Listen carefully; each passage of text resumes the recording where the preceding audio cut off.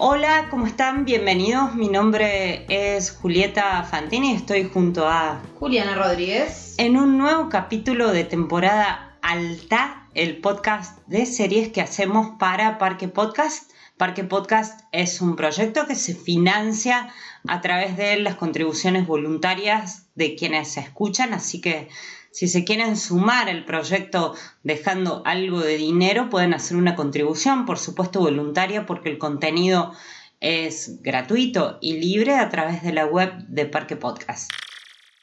Bueno, ya hablamos de series de terror o de terror entre comillas, y esto es una subjetividad que compartimos con Juliana, que tiene que ver con que no vemos terror. Por lo tanto, creo que formamos parte de un universo muy particular de personas que no son cultoras del género, ¿no? Sí, pasa algo curioso, no vemos terror, pero este es el segundo capítulo de temporada alta en el cual hablamos de series de terror, así que podría decir que no vemos, pero vemos un poco. O vemos ese terror que es plausible, que no está tan conectado con la larga tradición de el terror más esotérico o fantasioso, sino con el terror más psicológico. Y creo que la primera serie de la que vamos a hablar, y pondría terror entre comillas, es una que acaba de terminar al momento en el que estamos grabando esta serie, que nos tiene bastante impactadas, como el meme, que se llama The Third Day, el tercer día. Exactamente, The Third Day, si no la vieron, es una serie que está disponible en HBO Go. Y si tuviera que resumirla sin spoilear nada, absolutamente nada, diría que es una historia de ficción, una más, sobre una isla siniestra. Hay muchas historias que transcurren en islas y muchas de ellas tienen el condimento, uno del terror y dos de la imposibilidad de salir de ahí. Pienso en Lost, pienso en la película de Scorsese. La isla. Exacto. Sí, la isla siniestra. Shutter Island. En este caso, la historia transcurre en una isla a la cual llega un personaje interpretado por Jude Law, un personaje que de a poquito vamos descubriendo que tiene un pasado traumático y un duelo en proceso muy complejo, muy difícil. Después podemos contar cuál es y avisamos antes. Y un problemita de dinero, que no vamos a decir cuál es. Y llega a una pequeña isla en la cual habita una comunidad muy chica, un pueblo chico, infierno grande, como se dice. Son cultores de una religión vinculada al mundo celta y tienen tradiciones muy particulares. Y llega y no puede salir de ahí. ¿Te parece que sería como una sinopsis mínima? Es lo que escribiría en Film Affinity. Hasta ahí está muy bien. Hay un par de datos de contexto, más allá de que es una serie de HBO, que ya sabemos por dónde va la cosa cuando tiene ese sello, y que tiene a Dennis Kelly como el guionista, ¿no? Dennis Kelly es nada más y nada menos que el creador de Utopía. Utopía, una serie que en su momento, creo que fue en el año 2013, seguimos con devoción, sobre todo su primera temporada, y que ahora vuelve a estar en la conversación pública porque Amazon la tiene en su catálogo y estrena dentro de muy poquito la versión estadounidense de Utopia, que la vi. Sí. Le tengo mucho miedo de la versión, me parece que es un poquito, está como un poco infantilizado el tema, ¿no? Para nada. Básicamente la versión nueva de Utopía es otra cosa. Es completamente distinta y la tiene Gillian Flynn como showrunner. Le queda grande el papel. Recordemos, Gillian Flynn es una periodista que luego se dedicó a la literatura y que es la autora, por ejemplo, de Gone Girl y también de Sharp Objects, otra serie de HBO que recomendamos, pero bueno, me parece necesaria esa aclaración para aquellos que vean The Third Day, que viene de ahí, de Dennis Kelly, Utopía, y que no tiene nada que ver, solo en la saturación de los colores. Hasta ahí llegan las comparaciones, ¿no? Sí, le encuentro muchas similitudes más. Antes de desarrollar la trama, me parece que el primer parecido que cualquiera va a encontrar en The Third Day es con la película Midsommar, película de terror de Ari Aster, que fue creo que fue una de las películas más innovadoras que vimos el año pasado. Que también está en Prime Video. Exacto, que está en Amazon Prime Video. Las similitudes son varias. A ver, la situación de una persona extraña que llega a una comunidad que tiene tradiciones muy particulares y muy antiguas. En el caso de Midsommar son tradiciones vinculadas a la cultura sueca. En el caso de Third Day son vinculadas a la cultura celta y bretona. Pero ese extraño o ese personaje nuevo es también un personaje que es el punto de vista, es el narrador, que es poco fiable, el famoso narrador poco confiable de la literatura. Sí. Tienen un trauma, tanto la chica protagonista de Midsommar como el protagonista de Third Day, un trauma psicológico, un duelo, básicamente, en los dos casos es un duelo, de una situación muy compleja y una muerte muy violenta de alguien querido, y eso hace que la perspectiva desde la cual vemos la ficción esté puesta en jaque todo el tiempo. Pero tiene aparte esta especie de comprensión de los rituales paganos. Son religiones muy ancestrales, que no tienen mucho que ver con el catolicismo y con la cultura occidental tradicional. Te paro ahí, ¿eh? Me parece que en The Third Day el catolicismo está en un plano similar a todo el resto de la tradición celta que evocan, ¿eh? Exacto. Sí. Bueno, es cierto, puede ser. Puede ser que ahí esté más cercano.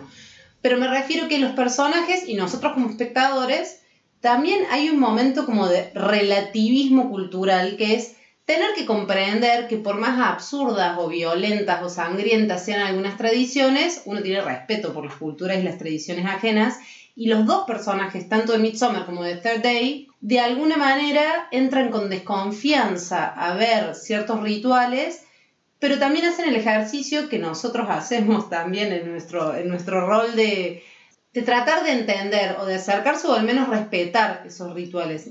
Y hay un detalle más que los une, que en ambos casos están frente a un festival. Claro. Un festival de verano que celebra las tradiciones de cada uno de estos lugares y que las abre a los extraños, a los visitantes, al turista. Entonces, de alguna manera, este narrador o este personaje principal que protagoniza ambas historias es un poco un viajero, un extraño, un turista, y replica el lugar que tenemos como espectadores. Lo somos también nosotros. No sé si te pasó un poco eso. Sí, tal cual. Lo más interesante creo que es en esa primera parte porque sumo un dato de estructura, ¿no? Kelly se asocia a una compañía de teatro muy, muy prestigiosa, que ahora no me acuerdo el nombre, y lo que hace son 3 capítulos. En realidad nosotros vimos 2, vimos verano y vimos invierno. Que en realidad son 2 segmentos, verano e invierno tienen 3 capítulos cada uno. Exacto, sí, perdón, capítulos dije, en realidad son segmentos, son 2 segmentos de 3 días, y hay uno en el medio que se llama Otoño y que se hizo en vivo durante 12 horas, donde no lo pude ver todavía porque hay que dedicarle 12 horas y la verdad tengo miles de trabajos, pero tengo ganas de ver qué hicieron ahí. Se suponía que en esta isla que efectivamente existe, que se llama Ouya, se realizó esta performance teatral con muchos de los actores. Incluso Jude Law dio un par de notas contando cómo fue ese segmento del medio, y estuvo hasta Florence Welch de Florence and the Machine ahí. La amo, sí. Al infinito y más allá. Pero más allá de eso, lo importante es esta cuestión episódica, para no hablar de capítulos, de que los primeros 3 están protagonizados por Jude Law. Luego viene esta experiencia teatral, performática, televisiva, y luego viene invierno, el último segmento de capítulos, que están protagonizados por Naomie Harris. Y me parece que acá ya debemos poner el cartel de spoilers, ¿o todavía no? Podemos poner el cartel de spoiler ahora. Si no vieron completamente The Third Day y quieren disfrutarla, dejen de escucharnos ahora, vayan a verla y vuelven a escucharnos más tarde. Y ahora sí, vamos a hablar libremente del segundo segmento de The Third Day, que es invierno, los últimos 3 capítulos. Antes, y en plan de spoilear, es necesario contar algo que Juliana insinuaba en la primera parte del podcast, que es que en realidad el drama de Sam, del personaje de Jude Law, es que su hijo murió, y en un viaje que emprende huyendo de algo porque tiene problemas mentales, lo ve a su hijo Y cuando ve a su hijo, en realidad lo que está viendo es una niña preadolescente que está a punto de suicidarse, de quien asiste, salva y lleva justamente a esta misteriosa isla, a través de lo que a mí me resultó lo más inquietante, que es ese camino que cuando la marea baja aparece y cuando sube el camino ya no está. Algo que no dijimos, una de las cualidades más singulares de esta isla es que hay un camino de tierra que la une con el continente, que aparece cuando la marea baja y se cubre de agua cuando la marea sube. O sea, uno puede llegar a la isla por tierra, en auto, pero ese camino se habilita 1 o 2 veces al día, creo que una sola vez al día, en una hora muy especial, y eso hace que el personaje esté todo el tiempo tratando de irse, pero se le pasa el tiempo y se queda. Hay un juego ahí que a mí me resultó un poquito desgastante, incluso en el guión, que es esta intención de los que recién llegan de querer irse y se les pasa la hora y se están por ir y no pueden y surge algo. Es como esta idea del encierro, de no poder salir.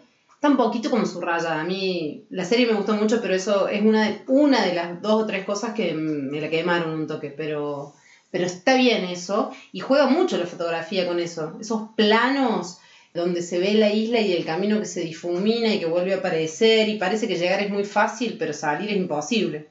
Tal cual.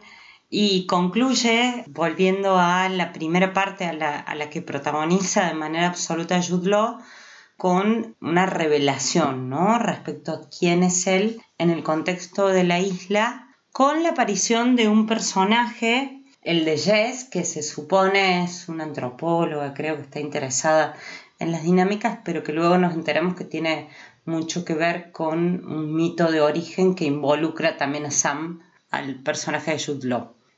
Al menos la sensación que tuve, si me había parecido fabuloso lo que hace Jude Law en la primera parte de The Third Day, cuando aparece Naomie Harris, quedé aún más impactada, ¿no? Porque así, con una aparente desconexión, vemos a una mamá con sus 2 niñas en un plan, festejemos el cumpleaños de la preadolescente en esta isla para pasar el rato, lo contraté por Airbnb, veamos qué onda.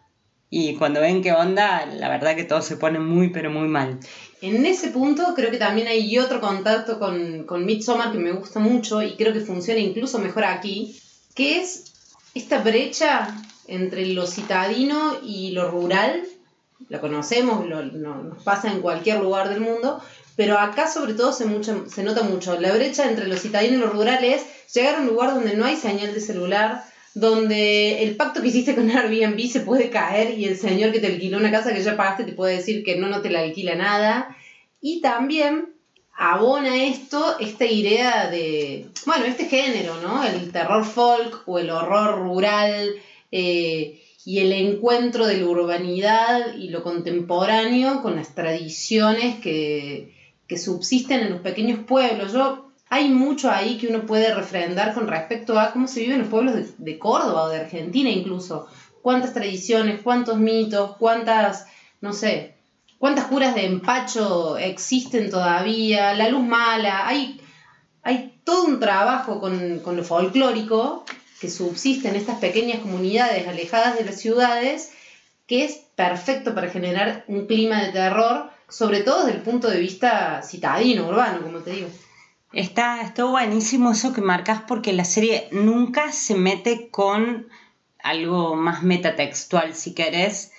Nunca refiere como True Detective al gótico.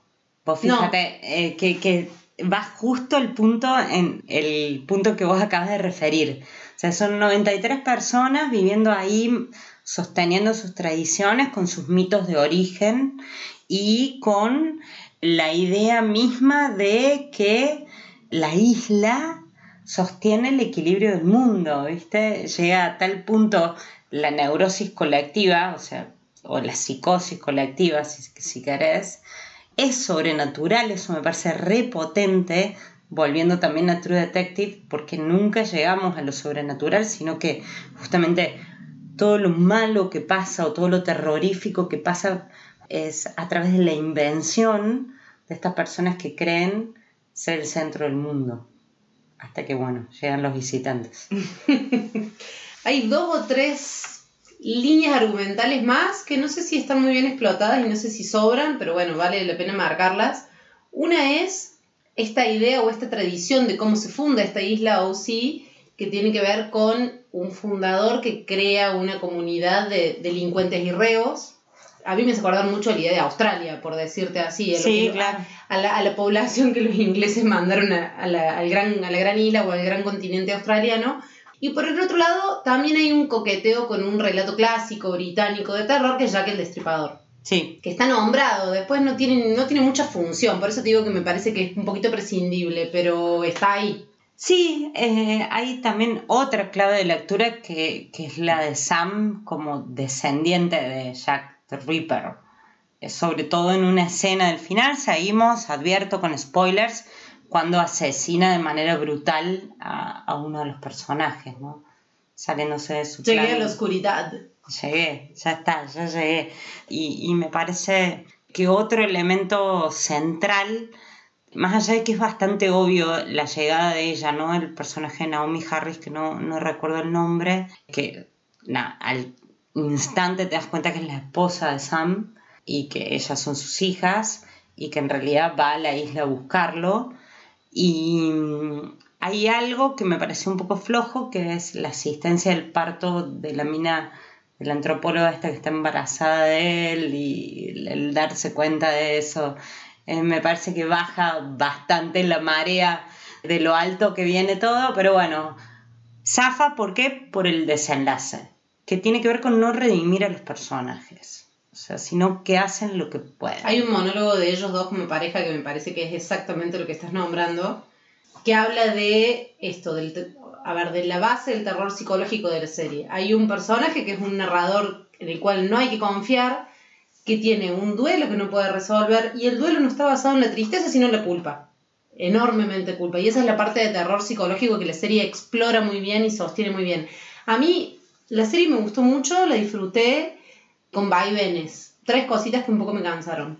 Uno, los actores secundarios y los personajes secundarios en general me parece que son un poco inverosímiles o están muy subrayados. La tenés a Emily Watson, tenés Mark Lewis, Jones y a otros actores británicos que son buenísimos, como en algún paso falso de comedia, por decirlo así, que no me terminó de cerrar y no me dio como sustento en la historia.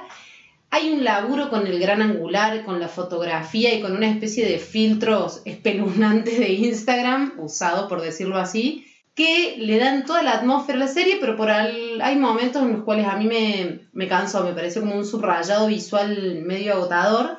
Y una cosa que amé de la serie, vos hablabas de Florence and the Machine recién, que es que usan en 2 momentos muy claves y con 2 sentidos muy distintos la canción The Dog Days Are Over, que es un temazo. Es la canción con la que yo voy a bailar cuando se acabe esta pandemia, básicamente.